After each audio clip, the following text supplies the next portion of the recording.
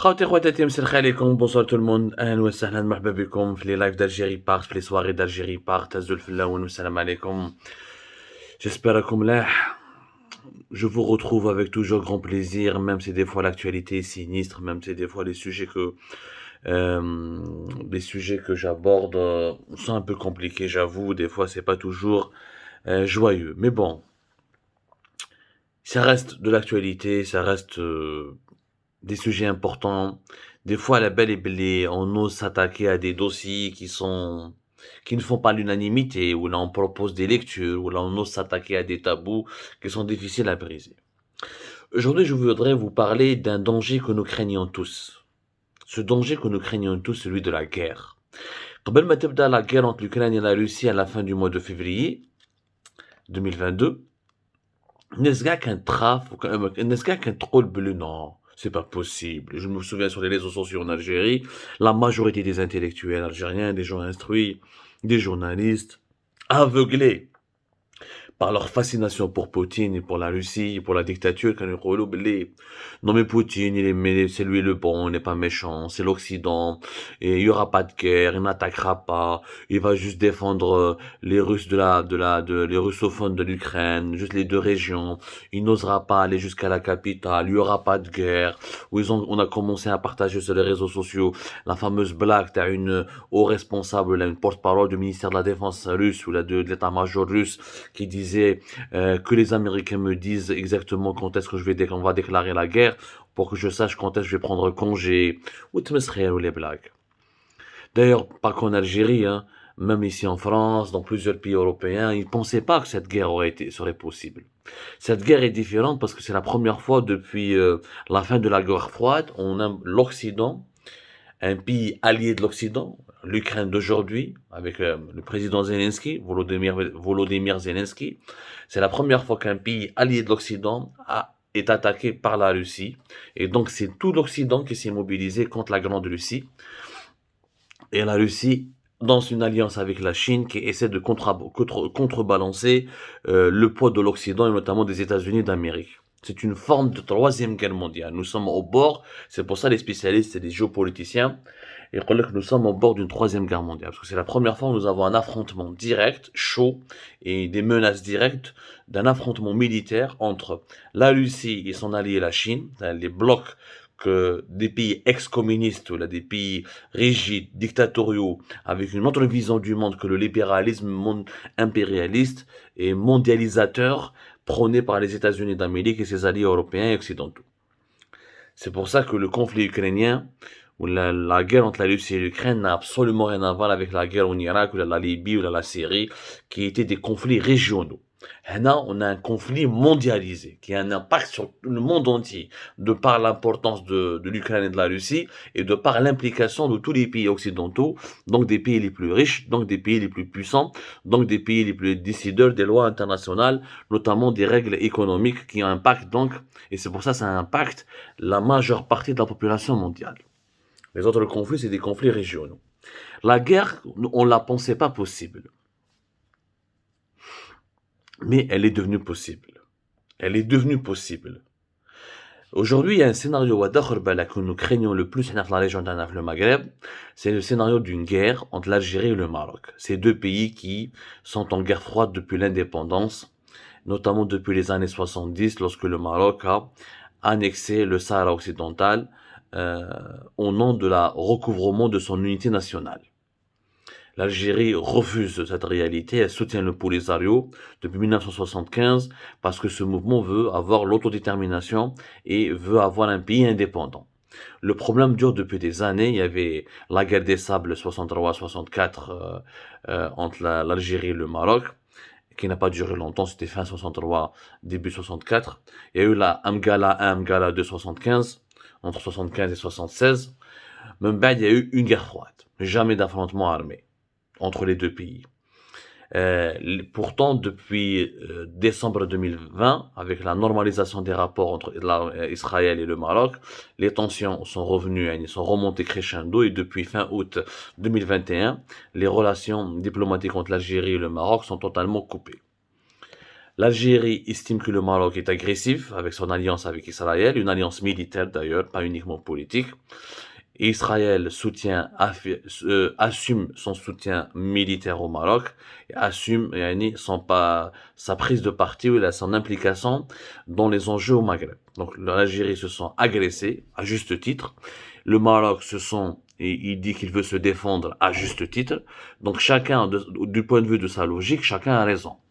Et l'Espagne qui vient de dire, le premier ministre espagnol Pedro Sánchez, qui vient de reconnaître que le plan marocain pour l'autonomie du Sahara occidental est finalement le plus sérieux, il le dit, pour une solution mutuelle acceptable, ils ont fait une déclaration. Bon, cela prouve que les tensions sont encore vives. Qu'il y ait une guerre entre le Maroc et l'Algérie, personne n'en veut. Tout le monde la craint. C'est un cauchemar pour tout le monde, mais disons que c'est une option qui risque de se produire. Dans le pire des scénarios, mais même dans le monde dans lequel nous vivons aujourd'hui, moi, ce qui s'est passé entre l'Ukraine et la Russie, je pense qu'il ne faut écarter plus aucune option. Donc, comme non, là, c'est du jamais vu, c'est le même peuple, etc. L'Ukraine et la Russie, c'est le même peuple. Il n'y a pratiquement aucune différence. C'est la même culture. L'Ukraine était le berceau de la civilisation russe. Le scénario d'une guerre entre l'Algérie et le Maroc, il a été étudié par un ouvrage stratégique qui a été édité par la Fondation méditerranéenne d'études stratégiques. En France, qui est la fondation, et la Fondation méditerranéenne d'études stratégiques, qui est un organisme basé à Toulon, au sud du pays. L'organisme il est très lié au ministère des Armées et très lié aux autorités françaises militaires et très lié au service de renseignement français. D'ailleurs, celui qui dirige cette fondation est un ancien amiral de la marine française. D'ailleurs, un document stratégique vient d'être édité par la Fondation méditerranéenne d'études stratégiques, qui est un organisme français donc spécialisé dans les réflexions sur les enjeux de sécurité et de défense dans le bassin méditerranéen et dans les productions où là les recherches, où là les expertises regroupent ou la traduisent la vision française et occidentale et européenne sur un certain nombre de problèmes militaires et sécuritaires dans la région de la Méditerranée. Le dernier ouvrage qui a été publié par la Fondation méditerranéenne des études stratégiques, c'est un atlas. C'est l'atlas stratégique de la Méditerranée et du Moyen-Orient. L'atlas stratégique de la Méditerranée et du Moyen-Orient. L'atlas, il a été parrainé par c'est vraiment un ouvrage stratégique et à la fois pas inquiétant mais alarmant. Il nous incite à réfléchir. L'ouvrage il a été piloté par la Direction générale des relations internationales et de la stratégie du ministère des Armées. La Direction générale des relations internationales et de la stratégie du ministère français des Armées, c'est-à-dire l'équivalent du ministère de la Défense nationale en Algérie. Donc l'armée française, l'establishment militaire a aidé cette fondation, il la parraine carrément. Son président, un ancien militaire, a publié un ouvrage stratégique qui résume les multiples scénarios qui peuvent se passer dans la Méditerranée. L'ouvrage, l'Atlas stratégique de la Méditerranée et du Moyen-Orient, vraiment il faut le lire, très intéressant. Il y a les scénarios probables où peut avoir une guerre au Maroc, ou plutôt, est-ce qu'il peut, ou dans quelle région en Méditerranée il peut avoir des tensions, des guerres, il peut avoir des problèmes, des crises géopolitiques. La Méditerranée, c'est un endroit stratégique du monde. Avec les pays européens comme la France, l'Italie, l'Espagne, avec l'Union européenne avec la Grèce et le sud de l'Europe, avec la Turquie, puissance émergente, avec Israël qui essaie de maintenir son occupation de la Palestine et qui essaie d'assurer sa survie, avec l'Égypte, la plus importante armée du monde arabe et de l'Afrique, tu as l'Algérie, tu as le Maroc et le Maghreb. C'est une zone stratégique. L'ouvrage, خدموا على un scénario. Ils ont étudié le scénario d'une guerre entre l'Algérie et le Maroc, où ils ont estimé qu'il est possible qu'il y ait des actions militaires entre les deux pays. Par exemple, la rivalité historique entre les deux pays, le conflit du Sahara occidental, qui empoisonne depuis près de 4 décennies la relation entre l'Algérie et Rabat, ainsi que d'une possible fuite en avant des généraux algériens en cas d'effondrement du régime dont ils sont le pilier, peuvent être des motifs pour déclencher une guerre entre les deux pays. Et pour eux, le scénario d'une guerre, il est possible. Il est possible parce que le Sahara occidental n'a pas été réglé. Il est possible parce que si le régime algérien connaît une crise interne, il pourra être tenté à exporter les tensions internes vers l'extérieur du pays en instrumentalisant des tensions externes pour détourner l'attention sur ses problèmes internes. Donc il peut attaquer le Maroc. Il y a une rivalité historique. L'alliance du Maroc avec Israël peut provoquer des incidents. Le rapport Hada, plutôt l'ouvrage Hada, il y a des indices de tensions croissantes qui se sont multipliés entre l'Algérie et le Maroc depuis 2021. Bon, il y a plus de relations diplomatiques, il y a plus de rapports. Les pays sont quasiment dans une situation de guerre, de fait. Et donc, juste pour le moment, la guerre, elle est froide. Il n'y a pas encore d'affrontement militaire. Mais c'est une situation de forte tension depuis 2021.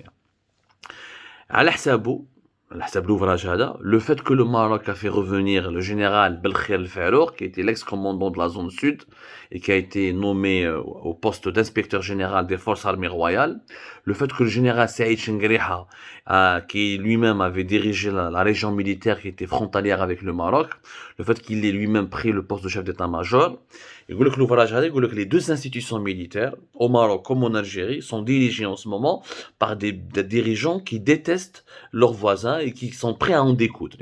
Saïd Chengriha est un anti-marocain, ou Hada Farouk Belkhir El-Farouk est un anti-algérien. L'anti-marocain hakam l'armée algérienne, l'anti-algérien hakam l'armée marocaine. Donc ça, c'est un indice très inquiétant à l'hsab les experts de la Fondation méditerranéenne des études stratégiques. L'Atlas Hadalidero, l'Atlas stratégique de la Méditerranée et du Moyen-Orient, il est possible d'avoir une confrontation armée. Du côté du Maroc, si le Maroc entre en guerre, il y aura Israël et les Émirats arabes unis qui seront de son côté, c'est sûr. Du côté de l'Algérie, la Russie va la soutenir et l'Iran aussi va la soutenir, mais cite pas la Chine.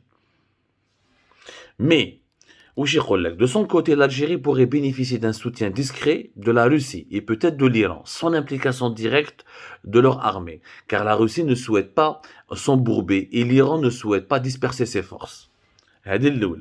Le Maroc pourrait bénéficier du renseignement et des capacités cybernétiques américaines et israéliennes très supérieures à celles de l'Algérie, de même que l'appui des drones suicides Harop israéliens. Vous voulez voir le Maroc, comment, s'il entre en guerre contre l'Algérie, voilà de quoi il va bénéficier. Du côté algérien, l'Algérie bénéficie d'une force aérienne beaucoup plus importante que celle du Maroc et que l'Algérie pourrait encercler le Maroc beaucoup plus facilement grâce à ses 6 sous-marins. On a 6 sous-marins en Algérie et grâce à ces navires de guerre qui sont beaucoup plus forts. On a une marine beaucoup plus développée que la marine royale marocaine. Tout l'ouvrage, un chapitre qui a été consacré à un scénario potentiel d'une guerre entre l'Algérie et le Maroc. Tu vois, l'ouvrage, le risque le plus élevé, s'il devrait y avoir des guerres prochainement dans la Méditerranée, la première région qui serait menacée, c'est le Maghreb, avec une guerre entre l'Algérie et le Maroc. Ils ont étudié toutes les possibilités. Le scénario, la guerre entre l'Algérie et le Maroc n'impliquera pas que l'Algérie et le Maroc. Elle va impliquer comme les alliés du Maroc et les alliés de l'Algérie. Israël, les États-Unis avec quelques pays européens, et les Émirats arabes unis, l'Algérie avec la Russie et l'Iran, et peut-être la Chine. Mais la Chine, elle fait aussi de bonnes affaires récemment avec le Maroc qu'avec l'Algérie. Donc c'est pour ça que les experts de cet atlas stratégique, ils disent non, la Chine sera neutre. Ou j'ai en guise de conclusion, qui va gagner cette guerre? Est-ce que l'Algérie pourrait gagner la guerre? Est-ce que le Maroc pourrait gagner une guerre? Et en matière de dissuasion conventionnelle, c'est-à-dire au niveau des rapports de force, l'avantage est pour l'Algérie, qui détient des capacités supérieures en termes de frappe terrestre à longue distance. Les experts de ce qui ont rédigé ce document-là, l'Atlas stratégique de la Méditerranée et du Moyen-Orient, le reconnaissent. Mais l'Algérie demeure certes plus puissante militairement dans les frappes en profondeur, ainsi que le combat sur terrain plat, mais le Maroc, il est plus fort dans le renseignement, dans les cyberattaques et dans l'action clandestine et dans la résistance. C'est-à-dire que le Maroc n'est pas aussi armé que l'Algérie, mais le Maroc pourrait résister beaucoup plus à ce que l'Algérie peut résister beaucoup plus vaillamment ou là, beaucoup plus durement à une attaque algérienne, et il risque d'avoir donc un enlisement et le conflit risque de durer. En conclusion, chers collègues, le Maroc n'a aucun intérêt militaire à une confrontation terrestre dans le sud et le Sahara occidental, où la supériorité algérienne pourrait s'exprimer facilement. S'il y a une guerre dans le sud et dans le Sahara, la supériorité algérienne, elle est là. Par contre, dans le nord, là où il y a les montagnes, etc., c'est favorable au Maroc, parce que ça lui permettra de faire des actions de sabotage, de la guérilla, une profondeur, ça lui donnera. Il a un type d'armement qui lui permettront il a des armes, il a des équipements militaires qui lui permettront de mieux résister et de mieux contrecarrer contre l'Algérie. Au final, personne ne va gagner. Personne ne va gagner. Ni l'Algérie, ni le Maroc. Parce que si le Maroc il est moins armé que l'Algérie, il pourrait facilement être soutenu par ses alliés pour rattraper son retard. Ils vont certainement lui livrer beaucoup d'armes. Et l'Algérie, la même chose. Du coup, cette guerre, le scénario qui a été établi par cet ouvrage, cet atlas stratégique de la Méditerranée et du Moyen-Orient, va se résumer à un conflit frontalier.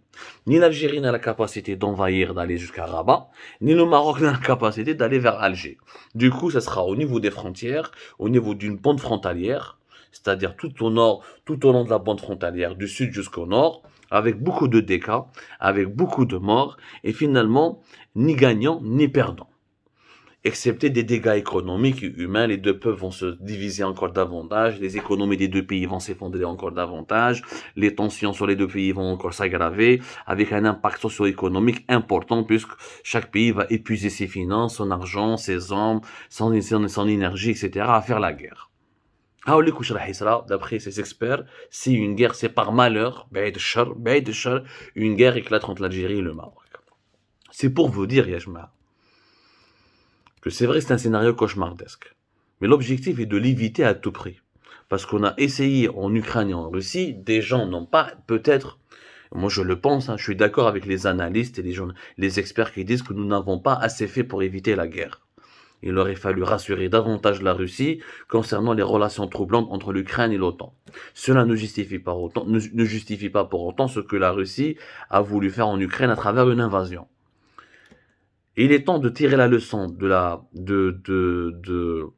ce qui se passe entre l'Ukraine et la Russie. Et la première leçon, il faut jamais se dire, il n'y aura jamais de guerre. Parce que quand les dirigeants d'un pays sont fous, ils perdent la tête, ils peuvent impliquer leur pays dans des actions inconsidérées ou dans des scénarios cauchemardesques. Les Russes, بالك ما كانوش مدايرين في بالهم راح يدخلوا en guerre, Poutine جابهم في la guerre. Au Maroc et en Algérie, balak un roi, balak un prince, balak des généraux, on ne sait jamais, ils peuvent mener leur pays vers la dérive. On est dans une situation de guerre. Donc, ne jamais dire jamais. Quand on va prendre conscience de ce danger, on va tout faire pour l'éviter. Pour l'éviter, il faut dès maintenant que les deux pays arrêtent cette course à l'armement, que l'Algérie arrête d'acheter que des armes, que le Maroc arrête de s'allier avec Israël et d'autres pays qui peuvent menacer la sécurité de la région ou là, qui peuvent s'ingérer dans la sécurité, dans les affaires de la région, juste pour se réarmer encore davantage. La fin de la course de l'armement et la discussion franche et directe à travers les voies de la diplomatie officielle entre les deux pays pour régler les derniers différends, notamment le dossier du Sahara occidental. C'est la seule manière d'éviter une quelconque escalade. Elle va pas se produire. Demain, Inch'Allah, va pas se produire. Après-demain, elle risque de se produire. On ne sait pas quels sont le type des généraux, là, le type de dirigeants politiques ou la civile, algériens ou la marocains qui seront au pouvoir dans 4, 5 ou 6 ans. On n'est pas à l'abri d'un incident. L'histoire de l'Ukraine et de la Russie nous le prouve. C'est le scénario, la Fondation méditerranéenne des études stratégiques à Toulon, toujours en relation avec les directions les plus sensibles de la ministère français des armées. L'atlas stratégique sur la Méditerranée et le Moyen-Orient, il devrait nous inciter à réfléchir. Pour éviter la guerre, il faut faire la paix. Or, la paix n'a pas été encore faite entre le Maroc et l'Algérie. Tant que la paix n'a pas été accomplie, conclue, la guerre peut se déclarer. Une guerre de courte durée, Même si on fait 3 jours de guerre, les conséquences seront très graves pour tout le Maghreb, notamment d'une région fragile économiquement, de la sécheresse, problématiques socio-économiques, etc., pauvreté, misère sociale. Une guerre en plus, ça va être le cauchemar et le danger le plus, yani la menace la plus dangereuse pour la survie de notre région, c'est-à-dire de nos pays, que ce soit l'Algérie ou le Maroc. Il vaut mieux faire la paix maintenant, rapidement, et trouver des solutions aux problèmes sérieux le plus rapidement possible, pour ne pas dire demain ou là après-demain, ah, on aurait pu éviter le pire. Pour éviter le pire, il faut construire le meilleur dès maintenant. نتعلموا les leçons de l'Ukraine et de la Russie pour ne pas avoir à vivre ou là à subir ce que nous regardons à la télé, c'est-à-dire des civils qui meurent, des réfugiés qui quittent leur région, des pays frères, des voisins qui s'entretuent, des frères qui s'entretuent parce qu'ils sont ils sont issus de la même culture, de la même histoire, comme nous d'ailleurs, comme nous les Algériens et comme les Marocains. Évitons cela, s'il vous plaît. Évitons ce cauchemar. Il faut rêver de la paix pour éviter le cauchemar de la guerre.